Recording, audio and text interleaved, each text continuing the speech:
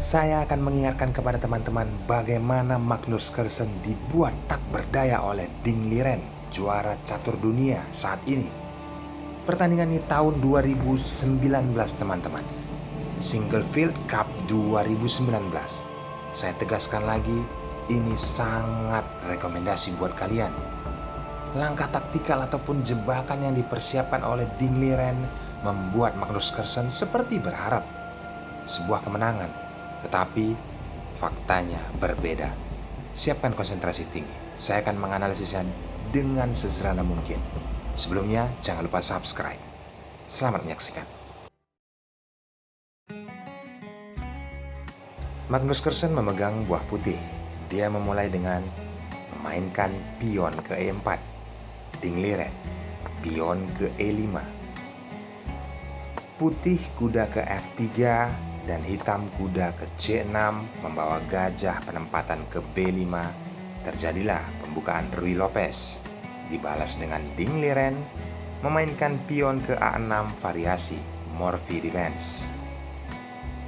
Magnus menarik gajahnya penempatan ke A4 mempertahankan diagonal.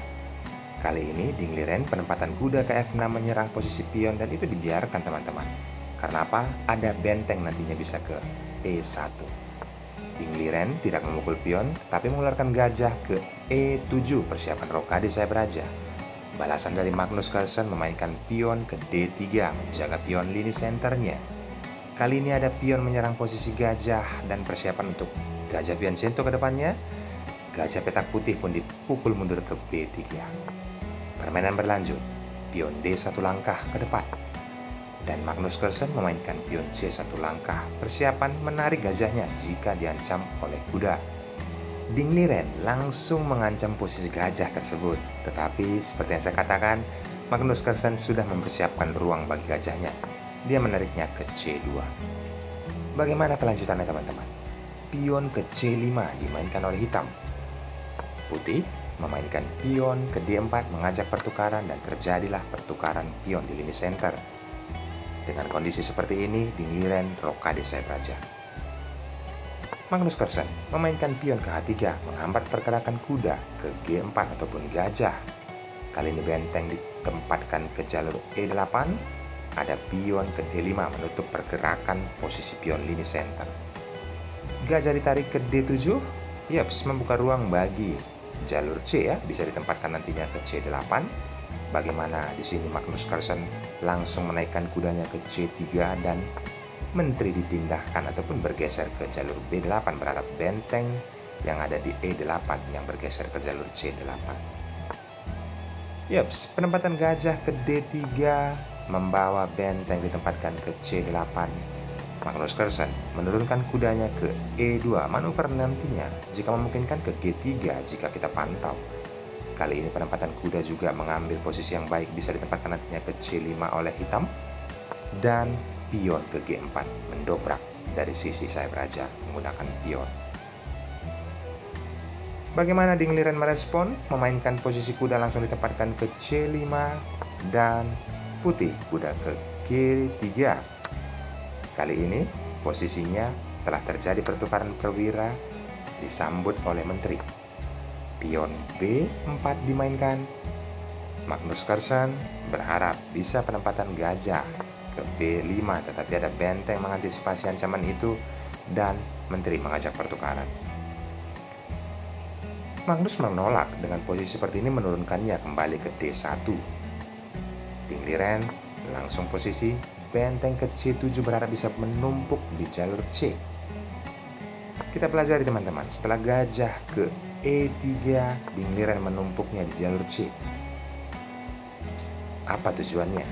Dengan kondisi kuda diturunkan ke D2 jelas berharap bisa nantinya ke C4 disupport oleh pion yang ada di B2. Satu langkah nanti ke B3 ya. Kali ini mempersiapkan ruang bagi raja hitamnya, membuka loop ya, udara bagi rajanya. Jelas saja setelah pion ke B3, lalu menteri mundur. Tetap saja dilangkahkan oleh Magnus kuda ke C4. Kali ini ada gajah mengancam posisi kuda dan kuda kembali mengancam posisi menteri, memukul menteri mundur ke B8. Kita lanjutkan teman-teman. Menteri ditempatkan ke D2, menjaga diagonal. Jelas mengancam pion yang ada di B4. Kali ini antisipasi Dingliren menghambat pergerakan tersebut dengan benteng. Dan pion mengajak pertukaran, Magnus menyambutnya. Terlebih dahulu, tidak memukul pion, tetapi penempatan kuda ke C6 ini menjadi pelajaran penting. Karena apa teman-teman? Ini dipukul dengan gajah. Ini balasan dari Dingliren ya. Posisi seperti ini memaksa, benteng dipukul oleh menteri. Tentu saja, membuat seperti unggul kualitas oleh Magnus, tetapi ada gajah memukul posisi pion dan tempo, mengancam menteri-menteri. Naik ke A5, kali ini pion pun tetap digerogoti oleh gajah. Bagaimana kelanjutannya dengan pion ke G5 oleh Magnus Carlsen? Dingliren, bagaimana teman-teman? Apakah kuda tersebut diselamatkan? Tidak. Dia menarik gajahnya ke A8. Dan Magnus juga tidak menerima respon jebakan ini ya.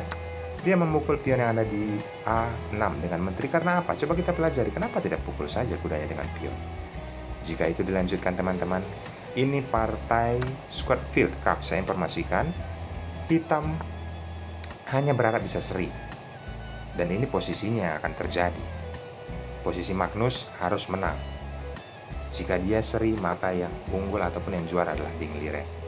Maka dari itu, penempatan menteri ke G2 berharap bisa raja ke E2, kembali bisa langkah berulang teman-teman. Dan Dingliren menjadi juaranya. Apabila pilihannya hanya ke F1, dan apabila raja mencoba ke D2, maka akan berbeda situasinya. Karena gajah langsung mengambil tempo mengancam menteri. Menteri tarik mundur ke B4 ya. Selanjutnya, jelas ada ancaman skak dari menteri. Tidak banyak pilihan bagi putih. Raja bergeser ke E2, kembali hitam tempo skak oleh benteng. Dilanjutkan teman-teman. Sangatlah fatal karena apa? Setelah pion ke A5 mengancam menteri, gajahnya akan tumbang. Hitam sangat unggul dengan posisi seperti ini. Itu makanya Magnus Carlsen tidak memukul kuda ya, karena di partai ini 2019 dia harus menang. Jika draw, maka Dingliren akan menjadi juara.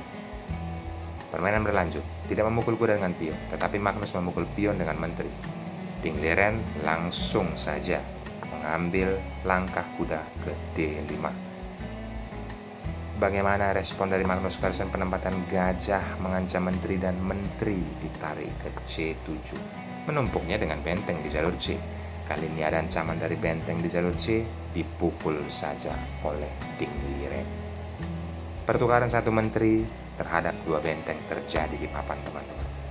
Siapa yang lebih unggul? Kita lihat strategi apa yang diciptakan oleh Dingliren setelah tempo skak memaksa raja naik ke H2. Kali ini dia penempatan gajah ke C6 dan ini sangat powerful. Penempatan gajah ke C6 ini sangat powerful. Bagaimana? Kita lihat nanti dampaknya teman-teman. Magnus Carlsen memukul pion yang ada di A3.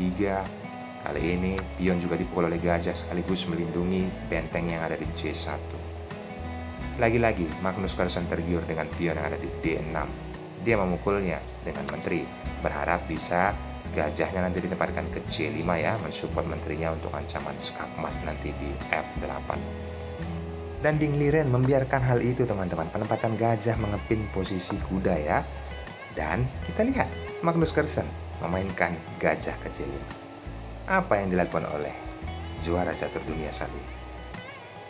Apakah kalian bisa menemukan langkah terbaik dari hitam? Bagaimana teman-teman?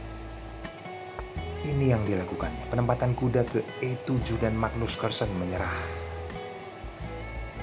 Karena apa?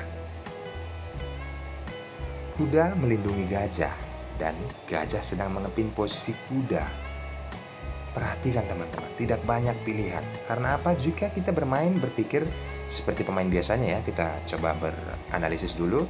Mungkin berpikir ya menyelamatkan posisi kotak F8 ya, penempatan gajah ke H6. Tetapi putih bisa mengambil tempo skak dan raja naik. Kali ini gajah akan tumbang karena ada gajah petak hitam yang tempo skak.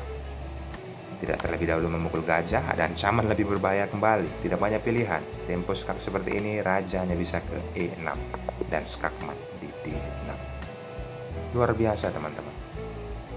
Dingliren tidak mengambil langkah ini karena langkah ini sangat berbahaya. Bahkan dia mengambil langkah serangan balik yang sangat mematikan, memaksa Magnus Carlsen menyerah.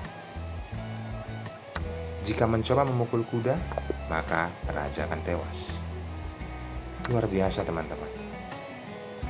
Dan video ini sangat berkualitas dan sangat bermanfaat untuk kalian terapkan jika bermain nanti, jika memungkinkan yang pastinya. Dukung channel ini dengan cara like, komen, dan subscribe, berikan komentar yang positif agar saya terus memberikan video-video unggulan dari pecatur dunia yang kalian bisa dapat manfaatkan. Jangan lupa subscribe. Bye-bye.